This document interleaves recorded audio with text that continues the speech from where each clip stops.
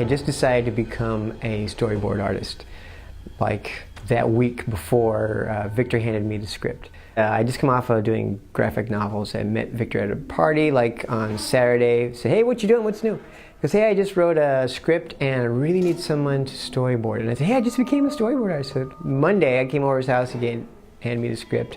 Tuesday I came back with drawings of the creeper. I said, "Oh, that's great," and we just started from there. It was just like before anybody else was attached to it at all. Before we even know it was really seriously going to go through, I think. We just on our own just started to board it and come up with all the visuals, and it was great fun. It just flowed so easily for us. Brad Parker, again, contributed so much to this movie that I like to consider him, my visualist, my initial visualist. He comes in as early as the script is written and starts running with all these ideas. I mean, I read the script and it was like so, his writing is so intense, so creatively just charged that I got visuals just huge visuals just out of reading the script. Amazing.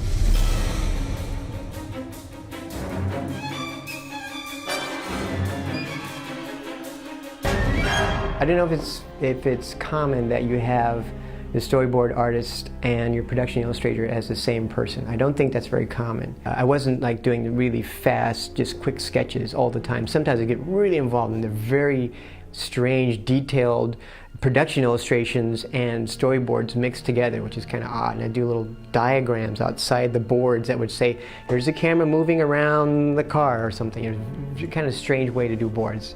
And later on I learned that that's not how you do them. A lot of the stuff, like in some of the boards, when he originally was, his face opened up, when we originally were designing that, we weren't quite sure even how that was going to work. So as I was boarding it, I was designing what his face would do. It was like, it should look like this. So the boards themselves actually became production illustrations of how the creeper should look and how his face works. The idea of these bony talons that are on his head is the fact that he's got these wings that fold up, and then he tries to look as human as he can. So we had to figure out a way of making that concept work. The strange thing about creating a concept like that, the first thing you do, I think, is a written word, of course. And then I'll come in and I see it in my head, I start drawing it on paper, and a lot of times, no matter how carefully you draw it, it never quite looks like the original idea in your head. It kind of grows on its own. It kind of is this birthing process, and it's like, oh, it's going to look like this, instead of that, But it looks better now because you work out a lot of things as it's forming on the paper. And then we take that, and it goes to, and this was really scary the first time we did it, it goes to somebody else. It goes to Brian Pennicus. I'd never done a movie monster. I'd never had it taken to a studio and sculpted and created like that. So it was all fascinating when it happened. Brad Parker had all these kind of neat concepts of what the creeper may or may not look like, and as more and more meetings were had, and after they had cast Jonathan, we were able to start fleshing those concepts out. And then once you start seeing stuff three-dimensionally, it starts to develop. Brian's fantastic, so the stuff that he came back with was like, wow, it's like what we wanted, and then so much more, this whole other feel to it that was becoming alive. Like being Dr. Frankenstein, and the creature comes to life, it's fantastic. There were actually quite a few prototype sculptures made before we had Jonathan Breck cast to play the role. And some of our early designs were very 60s outer limit type of makeups, which were a little extreme. Victor wanted the design of the creeper to still resemble a lot of the actor that would be wearing it. And we tried to keep that in mind when we were designing it originally, but then as things were sculpted and shown to Victor, or he'd see something, Brad would draw something a certain way and he'd like it and say, oh, make it that way. So it evolved. It's an ongoing process. I sit there in the makeup chair Some days it takes me 5 hours, some days it only takes me 3, but it's really great to watch the process. It's a layering process. By the time they're done, I am somebody else. You know, I feel like somebody else. So it's a lot easier for me to just get into that character, because when I look in the mirror, the only thing I see of myself is my eyes. Plus, the makeup, in particular this suit, is cast exactly to my body, so it feels like a second skin. But when I look in the mirror, I've got it, you know, I'm bulked up, you know, 3 times the size that I normally am. You just feel like there's nothing you can't do, you know? I'm the creeper when I'm suited up, you know? It's like a magic cape that you put on, and instantly you become the creeper.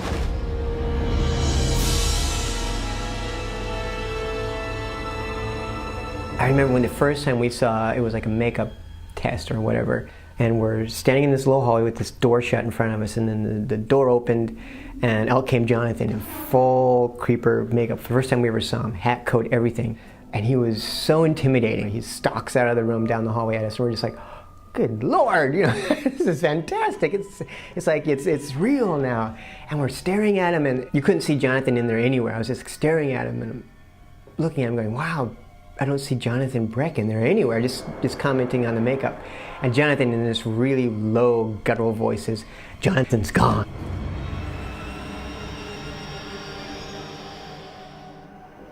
When you're playing a character like this, it's so far removed from yourself, you just push the envelope, you know, you can't push it too far. Anything your mind can conceive, you can do. You know, I really enjoyed it. Matter of fact, I've had a lot of fun with him off the set too, you know, just scaring him and creeping up behind him and stuff like that.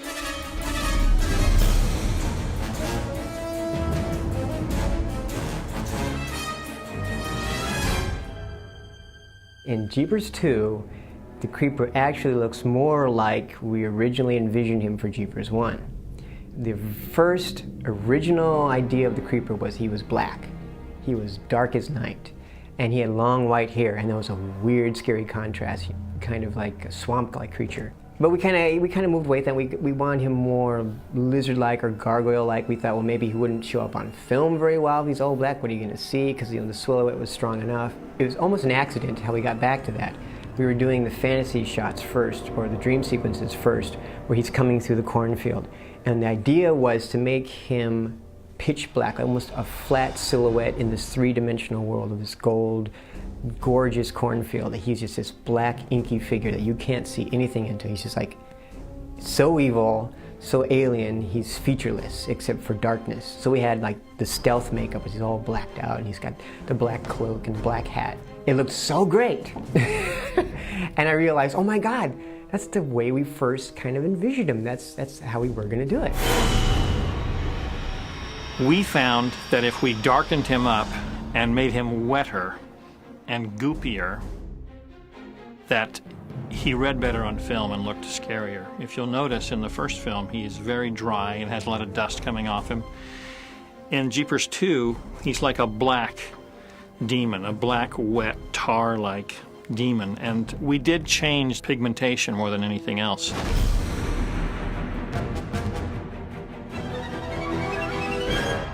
So in the first film, he has the head chopper, you know, he's on top of the police car, you know, it's right there. In the second film, we wanted to show the weapons as something he had artistically created.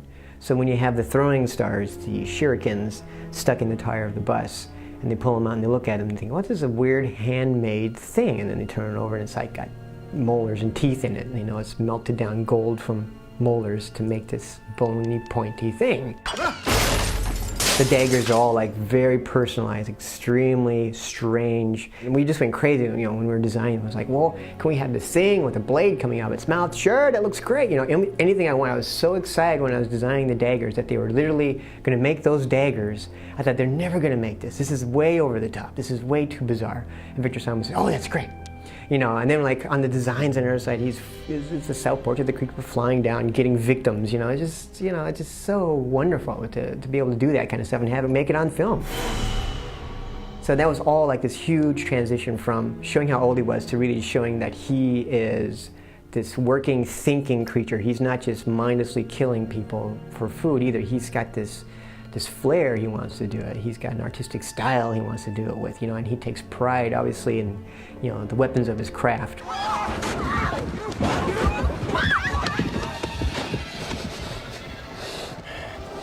very strong four people relating to the creeper very powerfully. Victor, obviously, and then me, and then Brian Pinnacus and his crew, and then, of course, Jonathan Breck.